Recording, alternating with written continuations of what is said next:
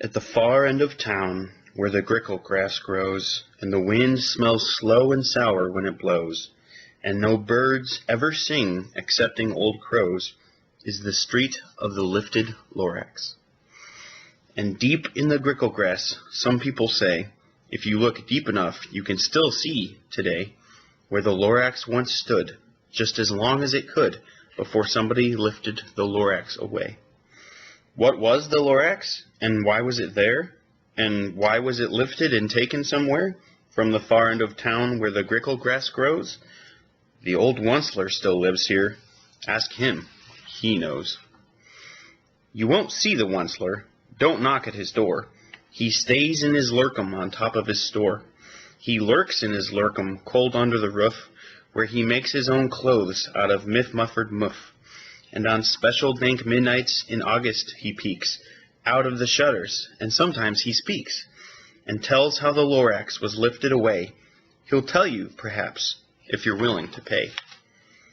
On the end of a rope he lets down a tin pail, and you have to toss in 15 cents and a nail, and the shell of a great-great-great-grandfather snail. Then he pulls up the pail, makes a most careful count, to see if you've paid him the proper amount. Then he hides what you paid him away in his snub, his secret strange hole in his groovulous glove. Then he grunts, I will call you by whisper-mophone, for the secrets I tell you are for your ears alone. Schlup! Down slips the whisper-mophone to your ear, and the old Once-ler's whispers are not very clear, since they have to come down through a snurgly hose, and he sounds as if he had smallish bees up his nose. Now I'll tell you, he says, with his teeth sounding gray, how the Lorax got lifted and taken away. It all started way back, such a long, long time back. Way back in the days when the grass was still green, and the pond was still wet, and the clouds were still clean, and the song of swomy swans rang out in space, one morning I came to this glorious place.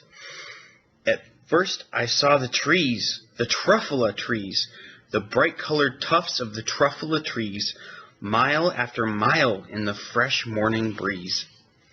And under the trees I saw brown barbaloots frisking about in their barbaloot suits, as they played in the shade and ate truffula fruits. From the ripulous pond came the comfortable sound of the humming fish humming while splashing around. But those trees, those truffula trees, all my life I'd been searching for trees such as these.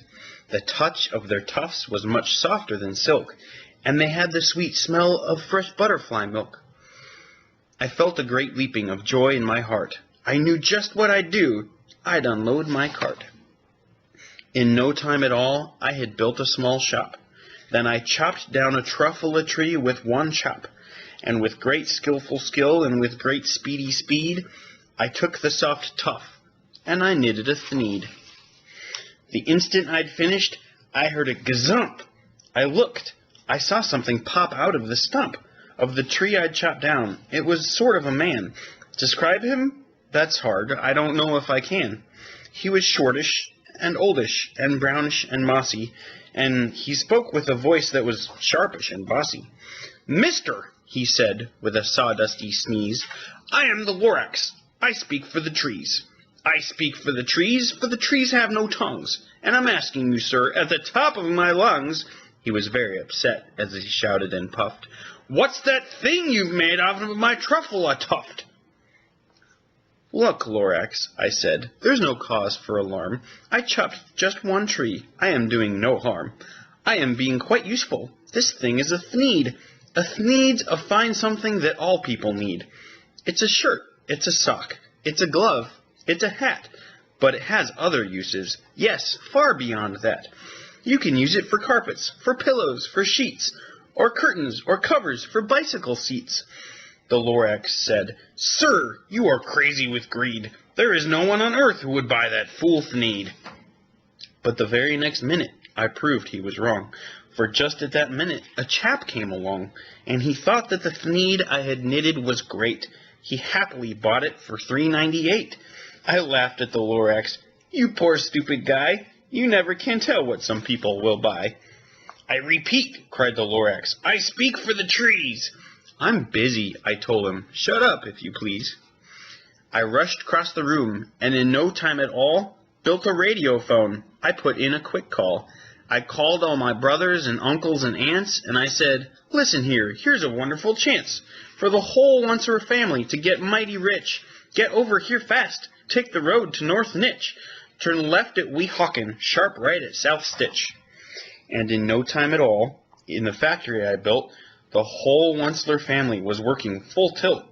We were all knitting thneeds, just as busy as bees, to the sound of the chopping of truffula trees.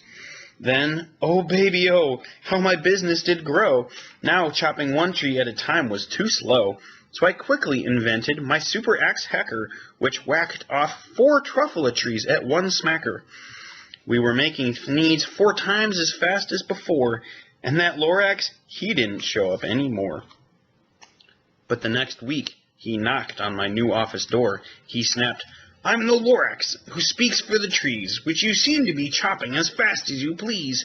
But I'm also in charge of the brown barbaloots, who played in the shade in their barbaloot suits, and happily lived, eating truffula fruits. Now, thanks to your hacking my trees to the ground, there's not enough truffula fruit to go round. And my poor barbaloots are all getting the crummies, because they have gas and no food in their tummies.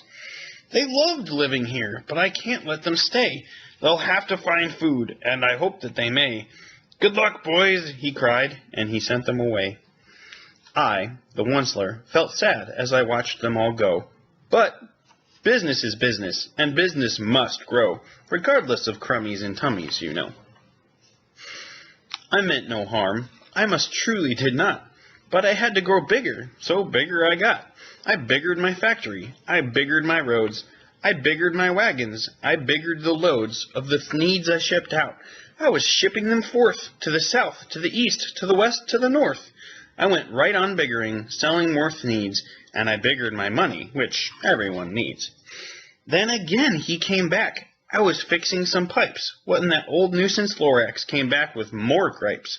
I am the Lorax, he coughed and he whiffed. He sneezed and he snuffled, he snargled, he sniffed. Once-ler, he cried with a cruffulous croak. Once-ler, you're making such smogulous smoke. My poor swami swans, why they can't sing a note. No one can sing who has smog in his throat. And so, said the Lorax, please pardon my cough, they cannot live here, so I'm sending them off. Where will they go? I don't hopefully know. They may have to fly for a month or a year to escape from the smog you've smogged up around here. What's more, snapped the Lorax, his dander was up, let me say a few words about gluppity-glup. Your machinery chumps on, day and night without stop, making gluppity-glup, also sloppity-slop. And what do you do with this leftover goo? I'll show you, you dirty old Once-ler man, you. You're glumping the pond where the humming fish hummed. No more can they hum, for their gills are all gummed. So I'm sending them off. Oh, their future is dreary. They'll walk on their fins and get woefully weary, in search of some water that isn't so smeary. I hear there is just baths in Lake Erie. And then I got mad. I got terribly mad. I yelled at the Lorax, now listen here, Dad. All you do is yap, yap, and say bad, bad, bad, bad. Well, I have my rights, sir, and I'm telling you, I intend to go on doing just what I do. And for your information, you Lorax, I'm figuring on biggering and biggering and biggering and biggering, turning more truffula trees into thneeds, which everyone needs. And at that very moment, we heard a loud whack. From outside in the fields came a sickening smack of an axe on a tree. Then we heard the tree fall, the very last truffula tree of them all. No more trees, no more thneeds, no more work to be done. So in no time my uncles and aunts, everyone, all waved me goodbye. They jumped into my cars and drove away under the smoke-smuggered stars. Now all that was left neath the bad-smelling sky was my big tree factory, the Lorax, and I. The Lorax said nothing, just gave me a glance, just gave me a very sad, sad backward glance, as he lifted himself by the seat of his pants. And I'll never forget the grim look on his face when he hoisted himself and took leave of this place, through a hole in the smog without leaving a trace. And all that the Lorax left here in this mess was a small pile of rocks with the one word, unless. Whatever that meant, well, I just couldn't guess. That was long, long ago. But each day since that, I've sat here and worried away. Through the years while my buildings have fallen apart, I'm worried about it with all of my heart. But now, says the Once-ler, now that you're here, the word of the Lorax seems perfectly clear. Unless someone like you cares a whole awful lot, nothing is going to get better. It's not.